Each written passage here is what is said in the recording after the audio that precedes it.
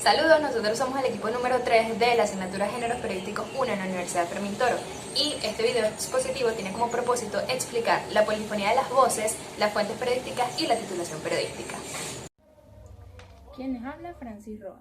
Se entiende por polifonía como la multiplicidad de voces presentes en un discurso narrativo.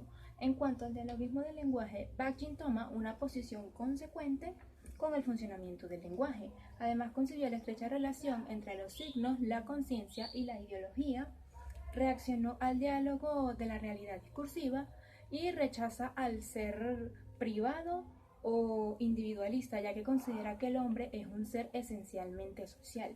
En cuanto a la teoría polifónica, podemos concluir con que la polifonía es una condición propia de la naturaleza social y convencional de la lengua.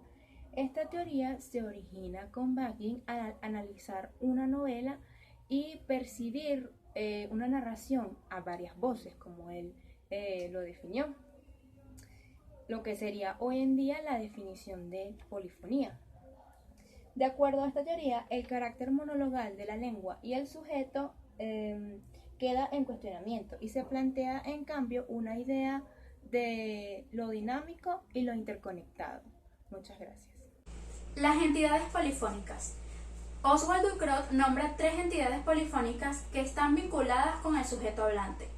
Estas son el sujeto empírico, quien profiere las palabras o las escribe, luego viene el locutor, quien da el discurso y tiene la responsabilidad del enunciado. Y por último, el enunciado en sí mismo.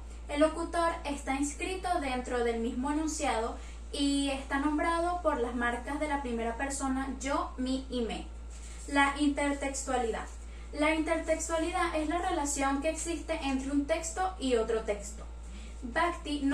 Según Bakhtin, los receptores han sido influenciados por textos que leyeron u oyeron con anterioridad. Es por esto que sus creaciones propias van a estar influenciadas por ellos. Y por último, los tipos de discursos polifónicos. El discurso directo. El discurso directo es cuando el personaje habla por su propia cuenta y utiliza las comillas o la raya del diálogo. El discurso indirecto, cuando habla el narrador. Aquí él o ella utiliza verbos para encontrar el momento perfecto dentro de la narrativa para insertar su voz. Y por último está el indirecto libre.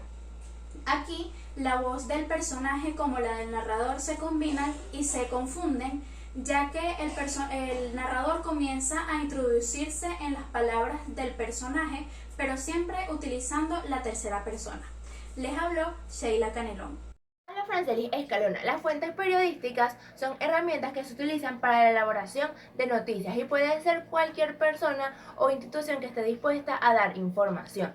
Las agencias de noticias y las oficinas de prensa como fuentes de información. Las agencias de noticias son organizaciones que se encargan de buscar información y noticias para luego enviarlas a una central, tratar el mensaje y enviarlas a sus clientes, mientras que las oficinas de prensa son instituciones que se encargan de elaborar boletines de información para resaltar la imagen de dicha institución.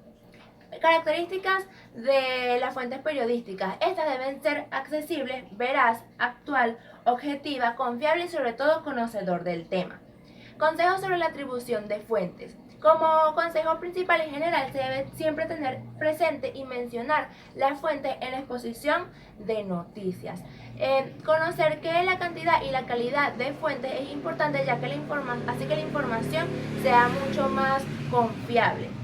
Cada información debe ser revisada antes de ser emitida y se debe tener en cuenta que atribuirle una fuente a una noticia no le quita responsabilidad al periodista por haberla escrito. Eso fue todo. Quien les habló, Francelis Escalona. La credibilidad de las fuentes de información. Para saber si una información recibida es confiable, se debe de corroborar la fuente. Esto es posible a través de una evidencia que sustente lo que se sabe, así aumentando el nivel de objetividad.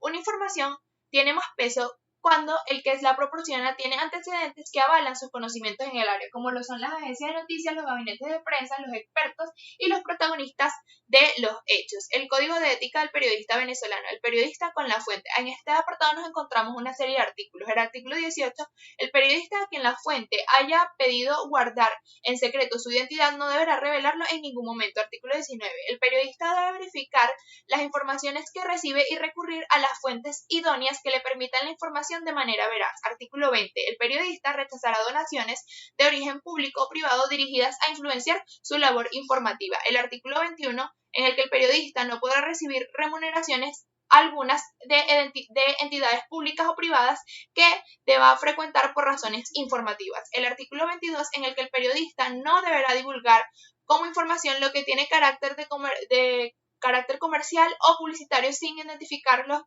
claramente como tal. El artículo 23, en el que el periodista no debe prestarse a desplazamientos desleales de un colega en el cargo o fuente en el que se desempeñe.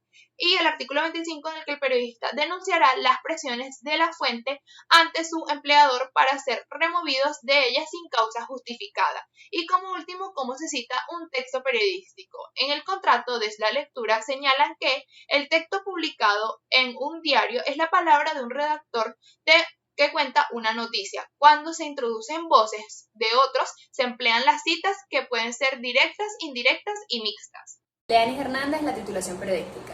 Una titulación periodística está compuesta, por lo general, de manera optativa, por los siguientes componentes. El primero es el antetítulo. El antetítulo es una frase corta que antecede al título. Su función es explicativa e informativa, ya que contiene datos que nos van a permitir entender de mejor manera la información que está en el texto. Además, también cumple con la función de ampliar el contenido del titular. Luego tenemos el título. El título es una palabra o frase, según Martín Vivaldi, es una palabra o frase llamativa que nos va a dar a conocer el nombre o el asunto de una obra o de cada una de las partes de cada una de las divisiones de un escrito o de un texto.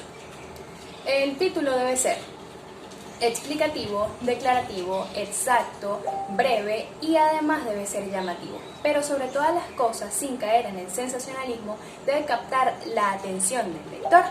Después tenemos el subtítulo. El subtítulo consiste en un párrafo muy breve que expresa una sola idea. Su función es la de destacar ciertos aspectos que no han sido abordados ni en el antetítulo ni en el título. Después tenemos el sumario. El sumario consiste o se trata de uno o dos párrafos independientes que van a seguirle al título. El sumario tiene la función de abarcar los aspectos secundarios de este tema tratado. Además, el sumario debe enlazar todos estos aspectos secundarios para que de una manera en la que el lector pueda continuar su lectura, es decir, debe también captar la atención. Por último tenemos los intertítulos. Los intertítulos son pequeños títulos que van a encabezar las partes internas del texto. Es decir, estos intertítulos deben ser llamativos y nos van a permitir organizar el desarrollo de los diversos aspectos que comprenden ese contenido del texto que estamos escribiendo. Eso fue todo, muchas gracias por su atención. Quienes habla Sebastián Guevara. El titular es la parte más visible porque presenta la noticia. Su objetivo principal es interactuar al lector, atraer su atención, anunciar la noticia y resumirla. Los titulares van presentes para conservar la sensación de la actualidad. El titular debe tener máxima brevedad del lenguaje, máxima expresividad, es decir, más atractivo, y cuanto más expresivo sea el verbo, más fuerte tiene el titular. Hay que reducir la información lo menor posible para la cantidad de palabras, no partir palabras de una línea a otra, no repetir conceptos ni palabras en el título, antetítulo, subtítulo, no utilizar puntos, no utilizar palabras antiguas. El título tiene que ser conciso, directo e informativo. Es importante dentro de un titular porque conecta las ideas de una manera lógica, facilita su lectura y entendimiento. Y la sintaxis ordena oraciones para una mayor comprensión de la lectora. Es un buen titular. Depende de expresar de forma clara y concisa el hecho más importante de la información. Se debe transmitir credibilidad, usar un verbo de acción y en presente. Debe responder las preguntas de qué, cuándo y qué. Tiene que ser siempre afirmativo y nunca negativo.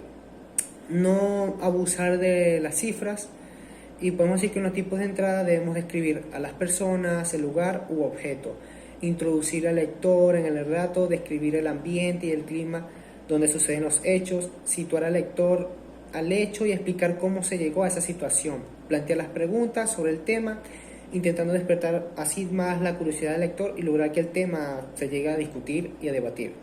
La sintaxis de los títulos periodísticos nos enseña a coordinar y a unir las palabras para expresar lo que pensamos y lo que sentimos.